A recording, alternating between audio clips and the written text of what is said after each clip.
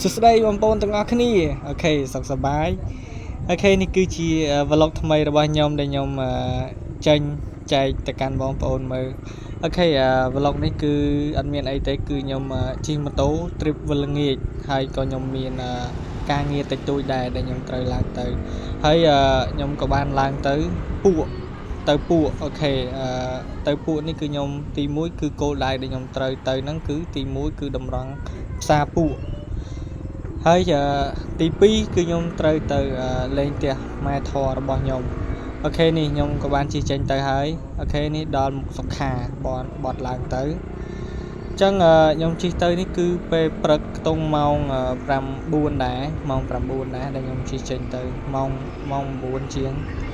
អូខេនេះខ្ញុំបានកាត់មកដល់ពាក់កណ្ដាលផ្លូវហើយខ្ញុំជិះពិតជាក្តៅខ្លាំងមែនតើបងប្អូនអើយធ្វើដំណើរតាមផ្លូវ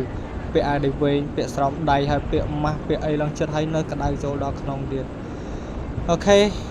វាមានតែប៉ុណ្្នឹងឯងហ្នឹងឥឡូវខ្ញុំបានកាត់មកដល់នឹង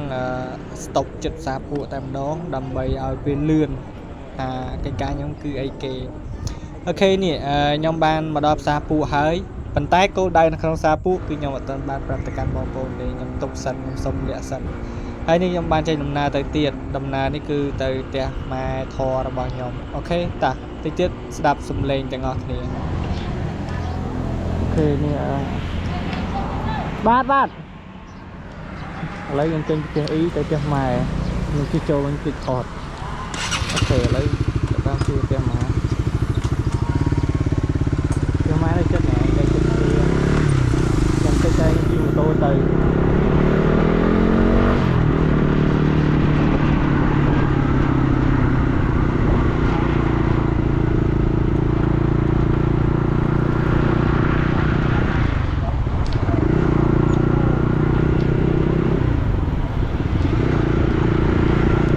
ផ្លូវវត្តចូលហើយផ្លូវវត្តចូលគឺផ្លូវហ្នឹង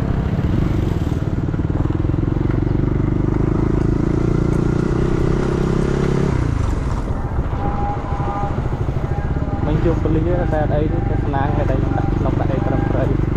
វាអត់ពាក់ព័ន្ធអីវល់វិញតែផ្ទះនេះមានរោងការទៀតចប់ទាំងរ៉ែ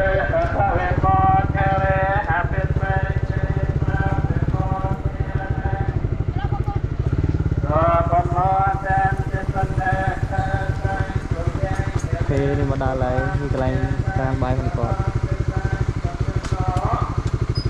ស្វាយឡើងមកធំនេះចឹងគាត់អូខេនេះឥឡូវខ្ញុំបានមកដល់ហើយមកដល់ផ្ទះគាត់ពងខ្វល់នៅក្រោយហើយខ្ញុំមកគេងលេងនៅនឹងកញ្ចុះនេះ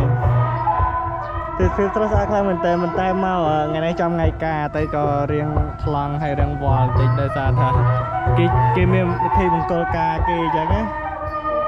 ខ្ញុំមករដងគឺស្ងាត់ស្រួលខ្លាំងមែនតើហើយក៏សម្រាប់ស្រួលខ្លាំងដែរកន្លែងហ្នឹងអូខេប្លុករបស់ខ្ញុំគឺមានតែប៉ុណ្្នឹងហើយអរគុណច្រើនបាយបងប្អូនគ្នាបាយឥឡូវខ្ញុំមកដល់ហើយ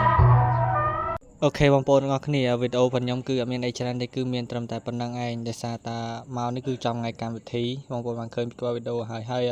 គាត់ក៏រវល់ខ្ញុំក៏អត់បានចំណាយពេលមួយគាត់អញ្ចឹងវីដេអូខ្ញុំគឺមានត្រឹមប៉ុណ្ណេះបាយបងប្អូនទាំងអស់គ្នា